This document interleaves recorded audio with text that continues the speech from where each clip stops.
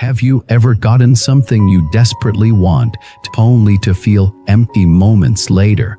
Have you ever chased success, possessions, relationships, or recognition, only to find yourself more anxious and dissatisfied than before? Welcome back to the channel.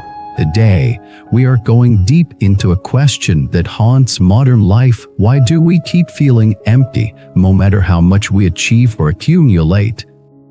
In this video, we'll uncover the spiritual and psychological roots of this emptiness, explore the real meaning of contentment, and learn how to stop the endless cycle of craving that leaves us drained and lost. We'll share stories, teachings, and reflections that challenge everything society tells us about what makes life worth living. Because here's the truth: the more you chase, the more you run. But when you stop chasing and start seeing, or at least seeing, the abundance already present in your life, that's when true wealth begins. Let's start with a story.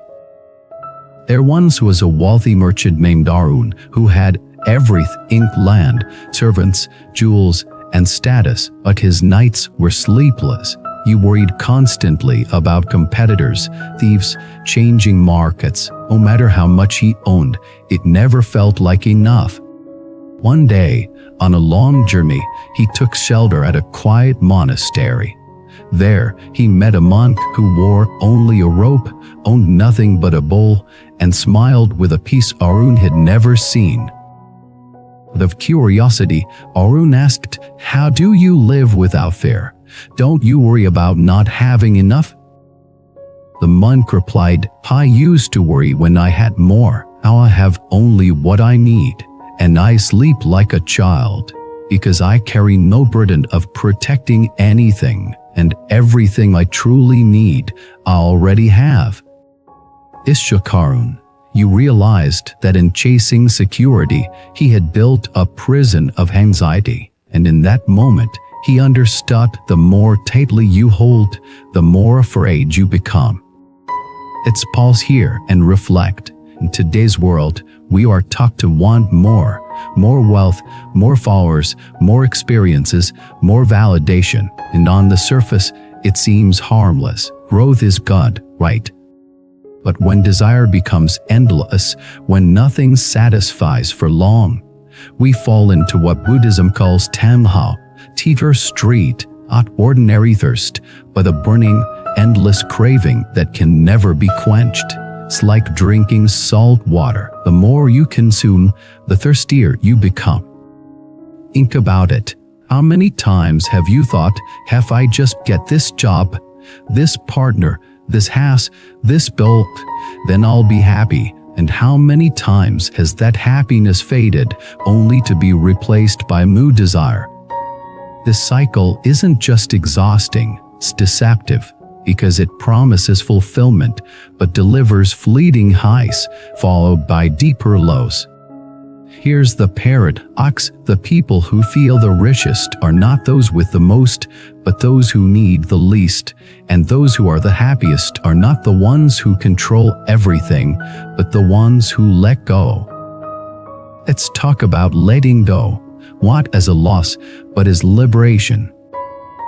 Letting go doesn't mean giving up. It means releasing the illusion that happiness lies somewhere outside you. Means recognizing that contentment is a skill, not a reward. Contentment is seeing what is already got. It's noticing the breath you're taking, the food in front of you, the roof above your head, the kindness in a stranger's smile. It's realizing that right here, right now, you have enough. And when you feel you have enough, you stop consuming and start creating. You stop envying and start celebrating. You stop comparing and start living. Let's return to Arun. After his encounter with the monk, he didn't give away all his wealth, but he changed how he related to it. He stopped measuring himself by what he owned. He started giving more, listening more, slowing down, smiling more, and for the first time in decades, he began sleeping peacefully. Because peace isn't the absence of me, it's the absence of craving. How you might be wondering, but what about ambition? Isn't it good to have goals? Yes, goals are natural. Growth is natural. But the key is your motivation. Are you acting from a place of lack, trying to fill a hole inside you? Or are you acting from fullness, wanting to share your gifts with the world? One leads to burnout. The other leads to joy. The Buddha didn't teach us to reject life. He taught us to see clearly, to understand that clinging leads to suffering and letting go leads to freedom. Let's make this real. If you're scrolling through social media and feeling envy, pause, ask, am I chasing something that's not even real? If you're constantly working and never feeling satisfied, ask, what am I really hungry for? If you feel restless even in moments of peace, ask, what part of me believes I'm not enough unless I achieve more? These questions are not meant to shame. They are meant to awaken. Because once you see the pattern, you can choose a new path. You can choose to want less and love more. You can choose to stop chasing and start cherishing. You can choose to turn your attention from what's missing to what's miraculous. What's miraculous? The breath you're taking, the fact that you are alive, the presence of someone who cares, the quiet moments in between the noise. These are not small, these are sacred. There's a story of a man who found a rare jewel and hid it in his house. He guarded it day and night, terrified it would be stolen. Years later, he died, miserable and alone. When people entered his home, they found the jewel, but they also found something else, his journals, filled with fear, regret, and sorrow. The jewel had not brought joy. It had brought imprisonment.